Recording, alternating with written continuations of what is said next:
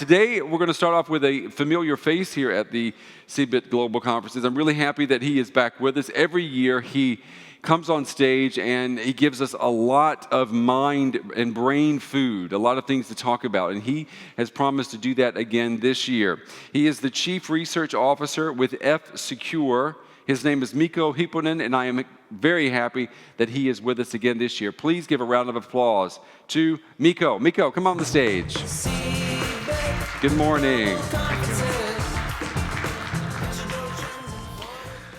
Good morning. I am Mikko Hypponen. And if we want to secure our future, we only have two problems to solve. Two problems. Security and privacy. Yes, they are big problems. But if we can solve those, we are good to go. The internet has changed our lives. It has changed our world.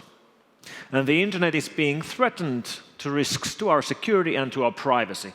Most of the security risks have to do with criminals, with online crime, with somebody who wants to steal money, somebody who wants to breach our security for his own financial benefit.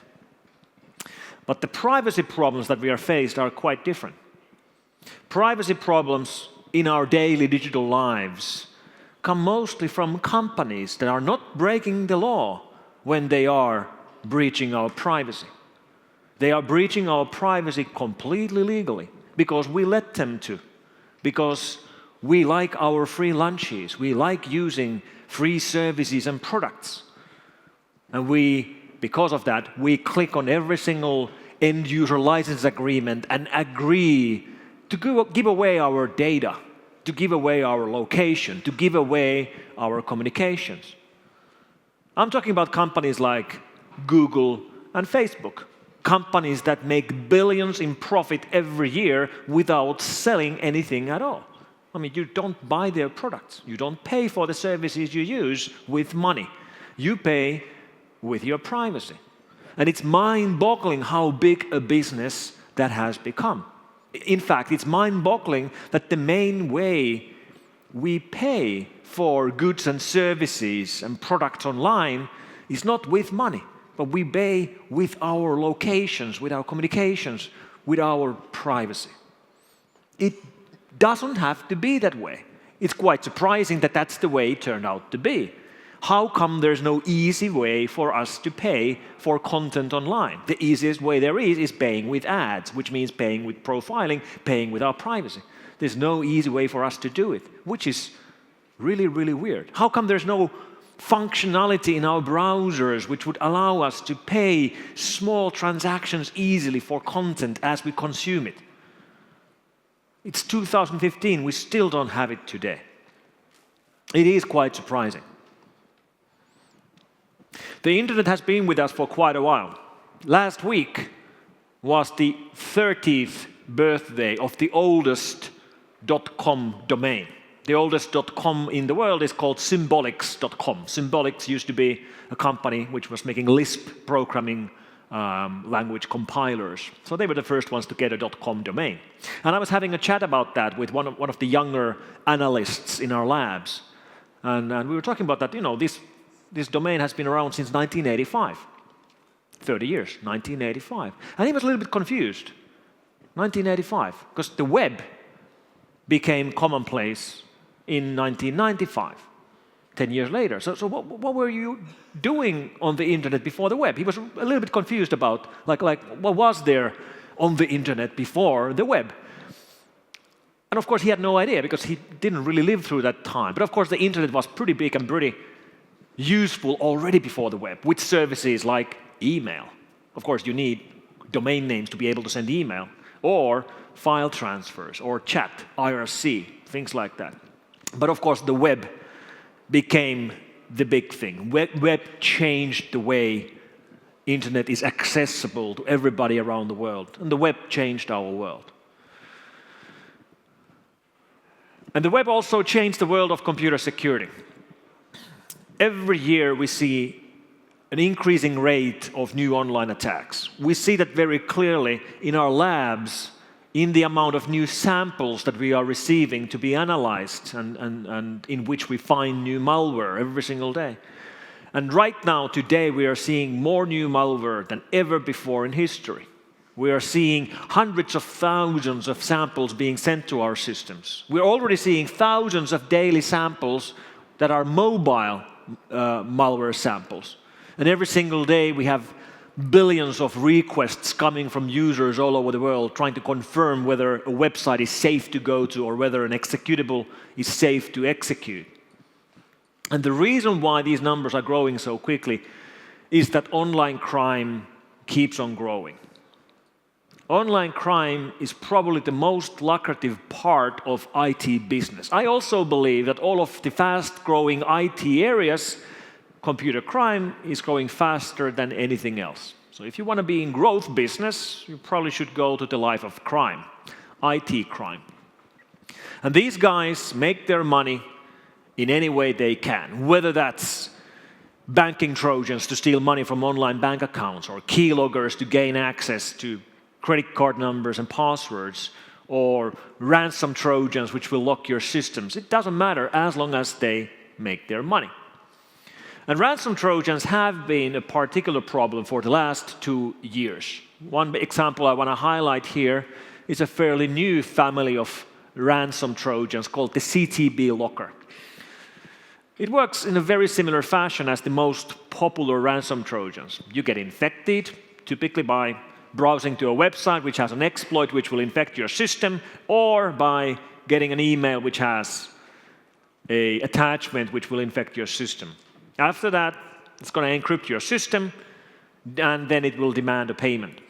And it's not just going to encrypt your computer, it's going to encrypt your network drives as well. And if you have cloud services mounted as network drives, it's going to encrypt your cloud storage systems as well. This means that in corporate environments, you will end up with large amounts of your network shares encrypted.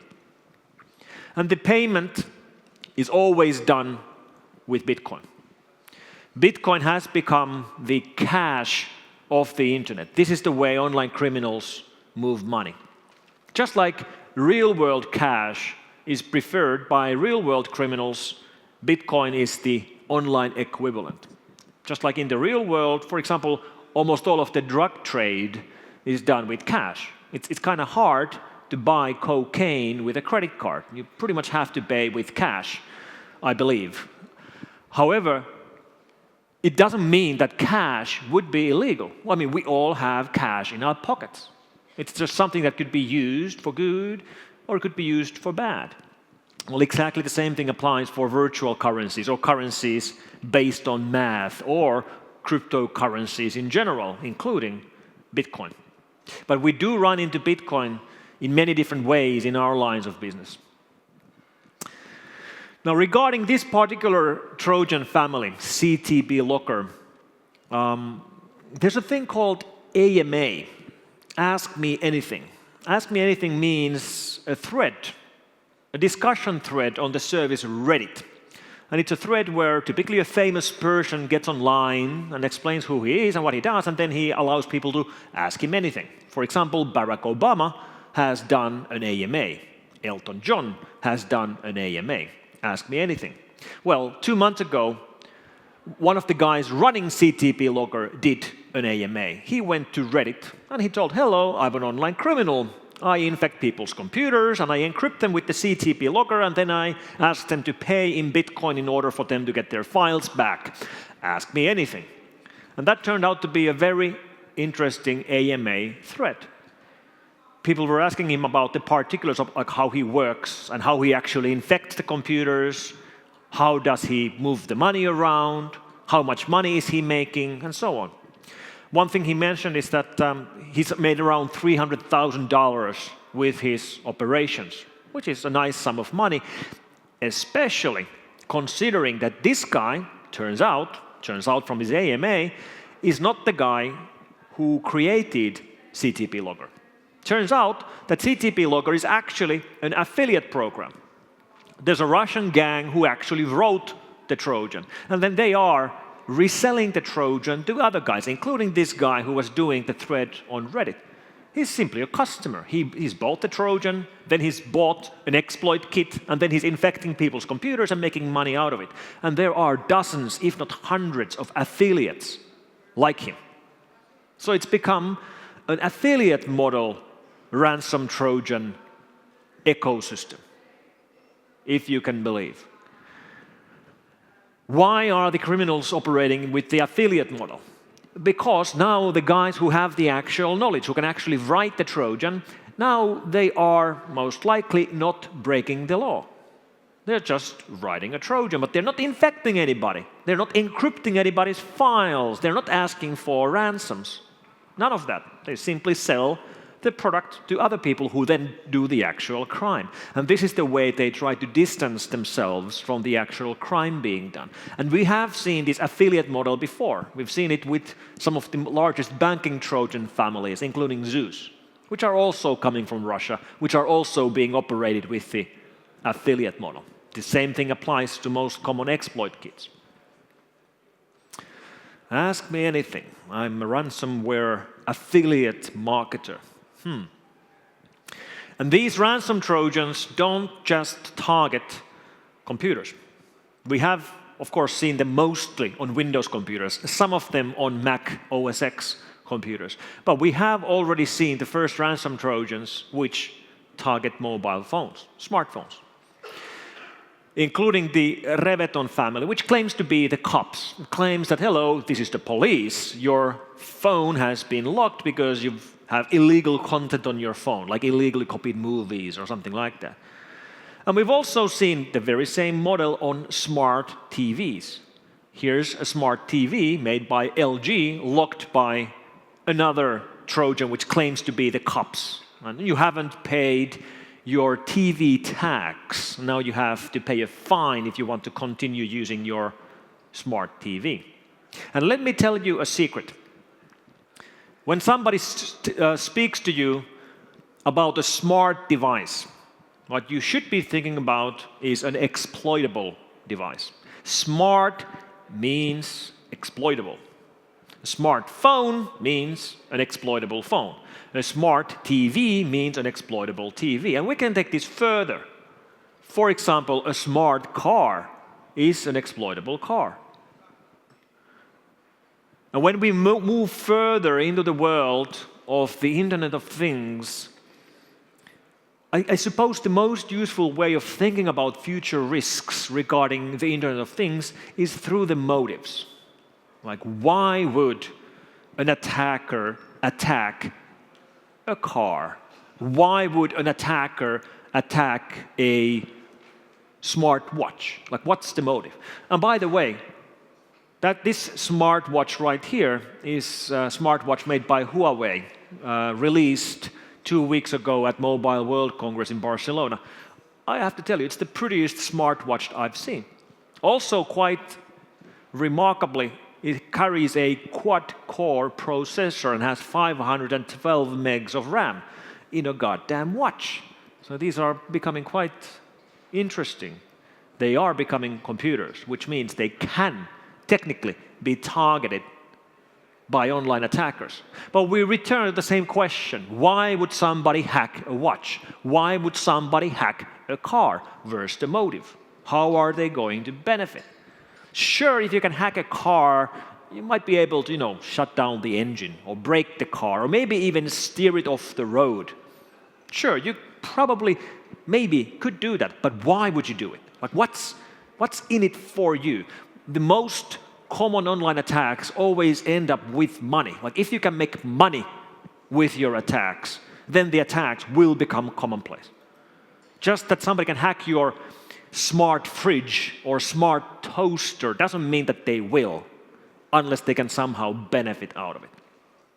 Well, if we go back to what we were discussing about smart TVs, locked by ransom Trojans, it wouldn't be very hard to lock a car with a ransom Trojan.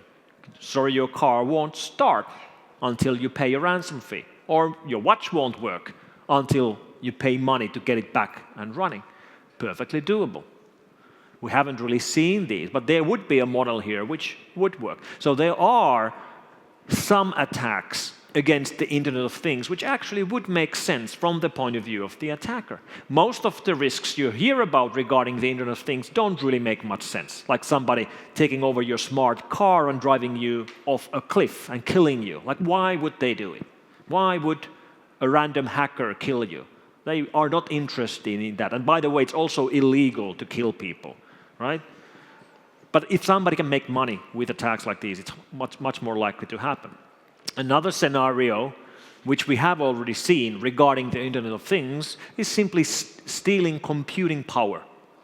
And these almost always have to do with running either botnets to launch distributed denial of service attacks from botnets which were built out of Internet of Things devices. We, for example, saw this with the denial of service attacks that were launched against Xbox Live and PlayStation Network during the Christmas period. Big part of those attacks, the attack traffic was not coming from computers, it was coming from devices.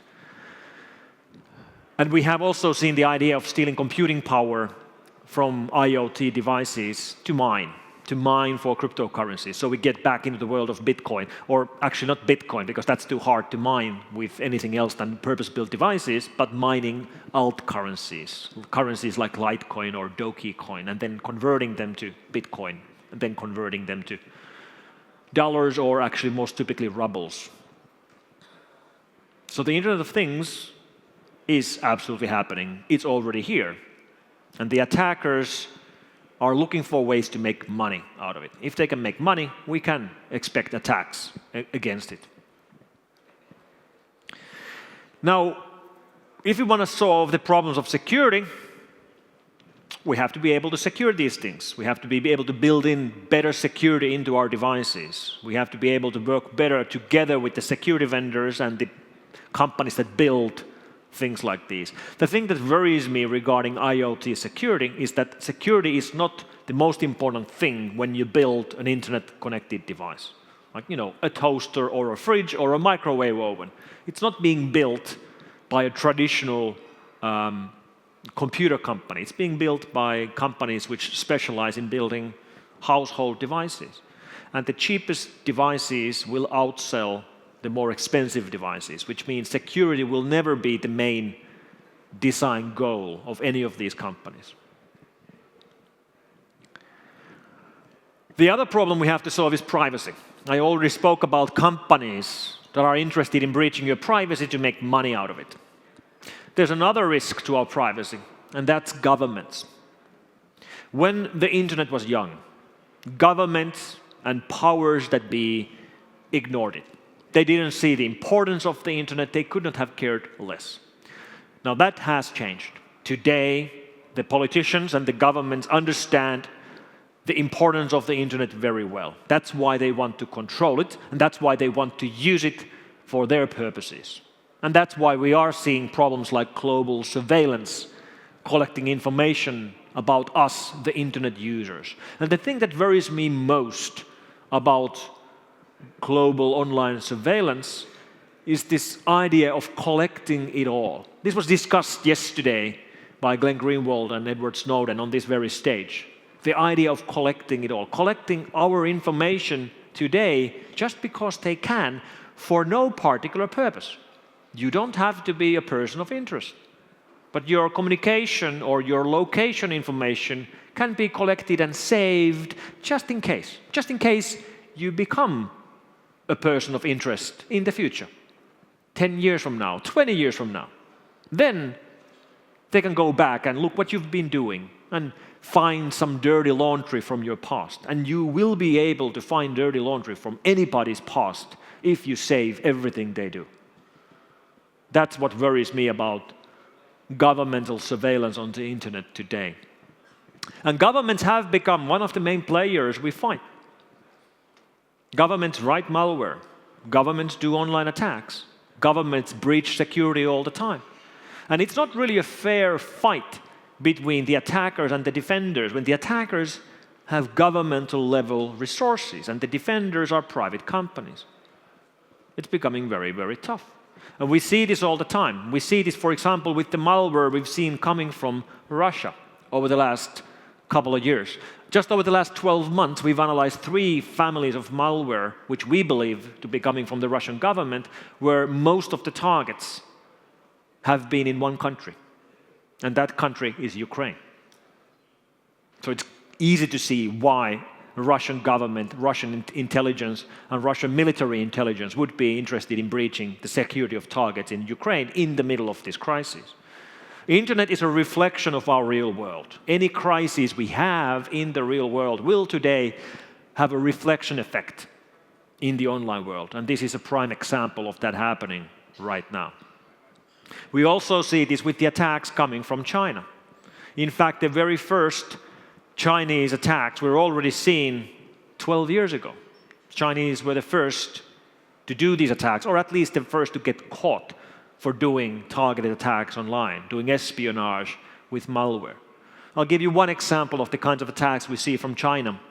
There's a family of malware called Medre, which is unusual malware because it's written with the Lisp language. And I already mentioned Lisp once during this talk. The very first com domain, Symbolics, was from a company which was making Lisp compilers 30 years ago. Well, today Lisp is actually a fairly rare programming language. It's mostly only used as a macro language inside 3D modeling systems, in particular AutoCAD. And AutoCAD and related products from the same company are very, very common in engineering offices, like companies which build things like buildings or bridges or design new devices and need to do drawings on their physical structure. The macro language inside AutoCAD is Lisp, and the Medre worm is written in Lisp, and it actually infects the AutoCAD drawings and replicates from one system to another as employees in these engineering houses swap 3D drawings. So it slowly but surely replicates from one engineering company to another. It has become a global problem. We find this from all over the world. And what it then actually does is that it takes copies of these 3D model files, chart files, and emails them to China. So this is industrial espionage being done with malware, which we believe to be coming from the Chinese government. And then a company might run into problems which are very dramatic. For example, imagine coming to the work one morning, coming to your office, and as you get closer to your office, you park your car, you walk towards the main entrance, and the main entrance has a sign which tells all employees that please do not log into your computer and please don't use the Wi-Fi. And this actually happened in December for a company in California. This is a photo taken from the main entrance to the headquarters of Sony Pictures. This was the first response from the company IT admins when they realized what was happening in their networks. And you can imagine how this feels from the point of view of the employee. I mean, how do you do your work if you can't use computers, if you can't use the internet? Like, what are you going to do? Drink coffee, maybe. That's it. There's very, very few things we can do in our daily work lives without using computers or using the internet. You can maybe have face-to-face meetings, all right, but it's not going to get you very far. And this note was put on the doors when the IT admins in the company saw that the intranet for internal Sony employees had been changed by the attackers to this. And as you know, the reaction from the US government was that this, in their opinion, is a retaliation from North Korea to retaliate to Sony Pictures the fact that they made a movie in which the dictator of North Korea is assassinated. And they retaliated with an unusually violent or aggressive attack. They wiped thousands of workstations. They wiped lots of file servers, destroyed all the data they had there. They leaked employee information of Sony Pictures, including home addresses and medical history of their employees. They leaked their internal email pools. They leaked 4 unreleased movies from Sony Pictures. Pretty devastating attacks, unusually violent attacks. And this is interesting because a couple of years earlier, the CIO of Sony, or Sony Pictures, was interviewed, and he was explaining his main idea of how he handles the IT operations in a company like Sony Pictures, especially how he handles security.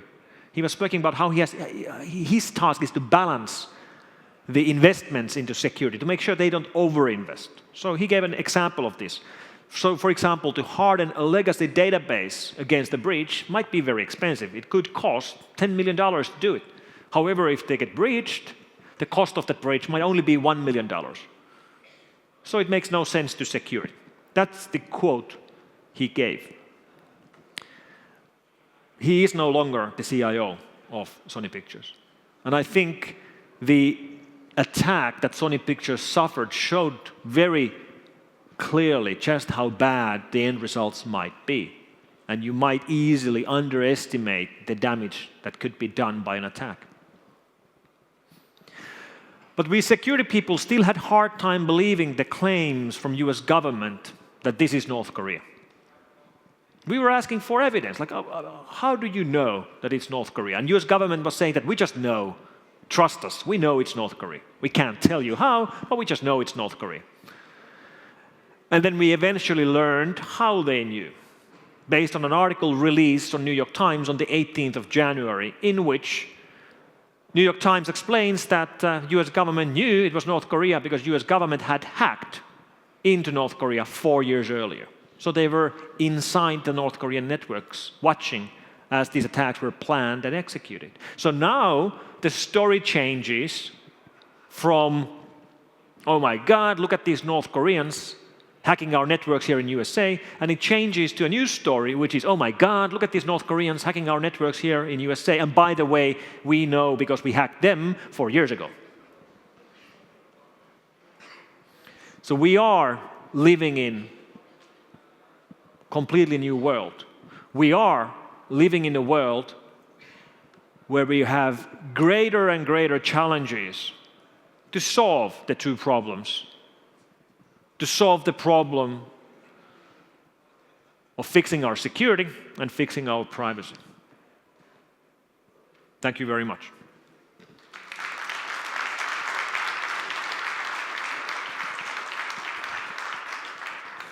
Mikko, we've got a couple of minutes for questions. I'd like to ask you with the Sony story. Sure.